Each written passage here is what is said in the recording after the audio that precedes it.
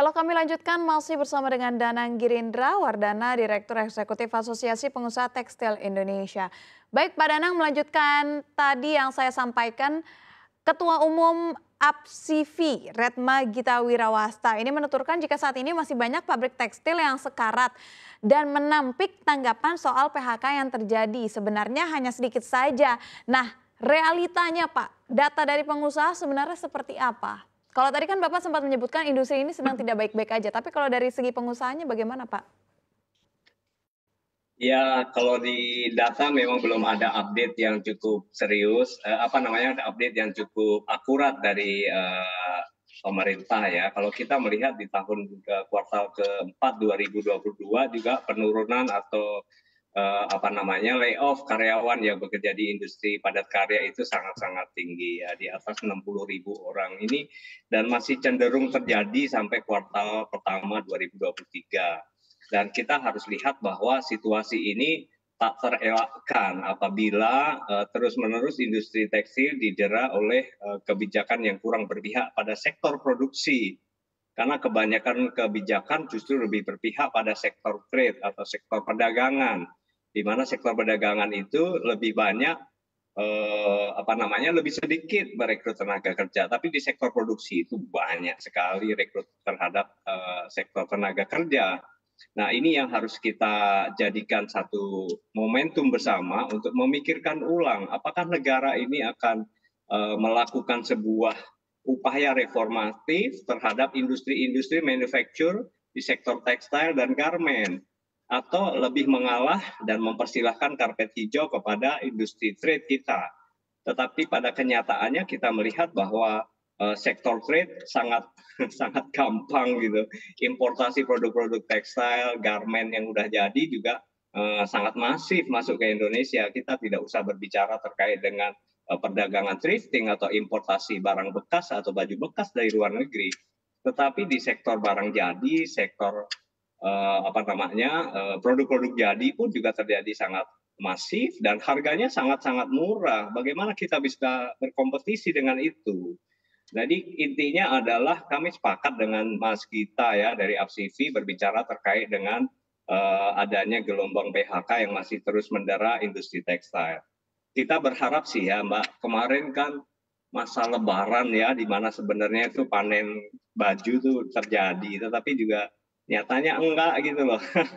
Oke. Bahkan kontribusi PDB di sektor tekstil di kuartal ketiga tahun 2022 Iya. lalu juga menurun. Kami ingin lihat Januari Februari ini seperti apa Pak nanti. Danang, kalau kita ingat beberapa waktu lalu, saya ingin mencocokkan sih, apakah gelombang PHK yang terjadi di industri ini betul besar kaitannya dengan maraknya thrifting, Pak?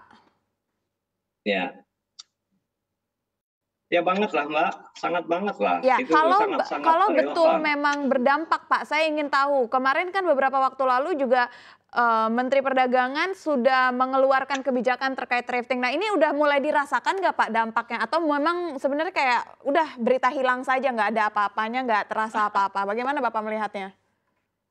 Ya, sebenarnya pemerintah sudah sangat bagus ya, Kementerian Perindustrian, Kementerian Perdagangan, kemudian diikuti juga leading sektornya juga Kementerian Koperasi dan UKM ya. Tapi kita paham betul bahwa industri perdagangan di sektor thrifting dan importasi baju bekas itu kan memang lebih banyak dilakukan oleh rekan-rekan kami di sektor UKM ya, penjualan atau outletnya itu dari teman-teman UKM. Dan pemerintah kan menerbitkan kebijakan agar barang-barang yang sudah terlanjur masuk, yang sudah dikuasai oleh pedagang UKM tetap boleh dijual gitu. Ya karena ini jumlahnya masif ya nggak tahu sampai kapan itu selesai Ya. barang-barang itu terjual habis kan.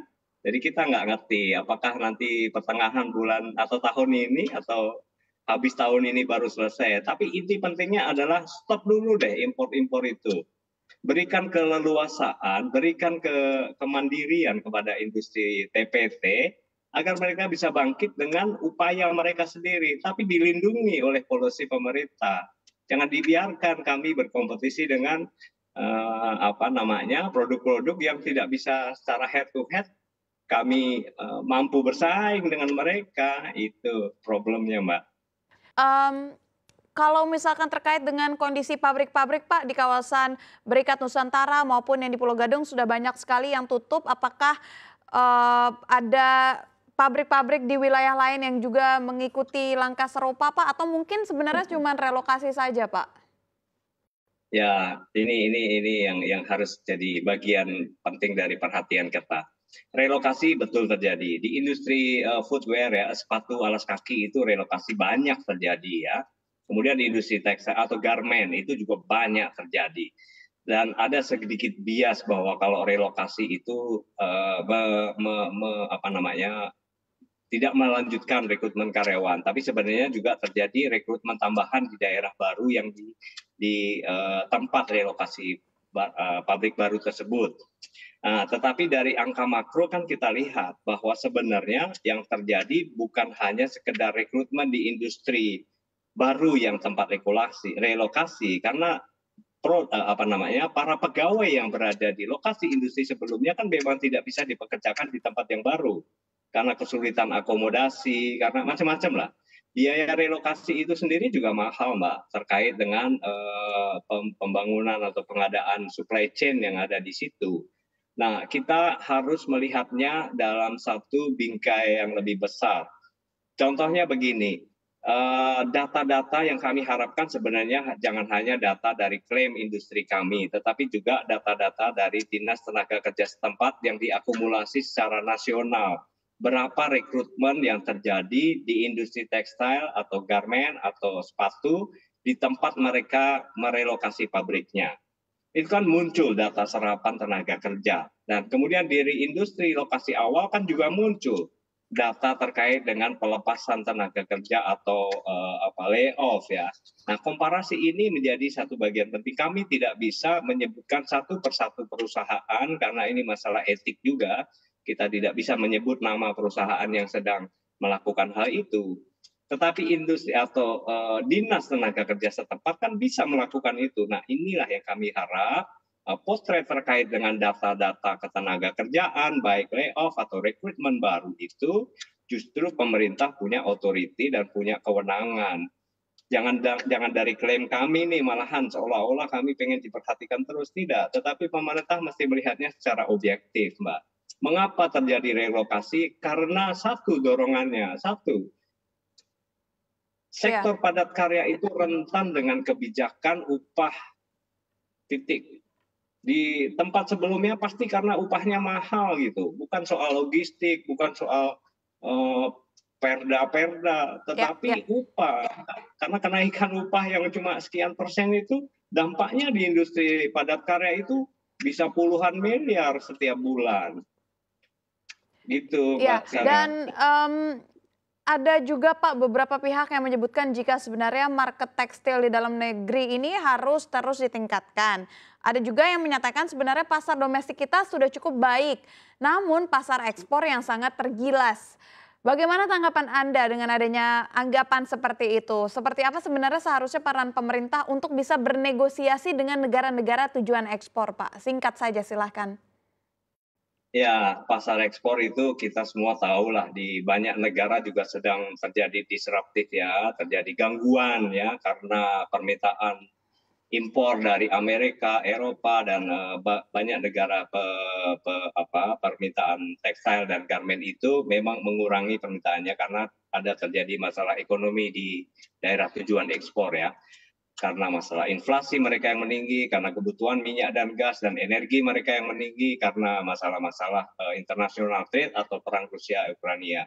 Tetapi untuk menggeser hal itu ke market domestik juga tidak mudah.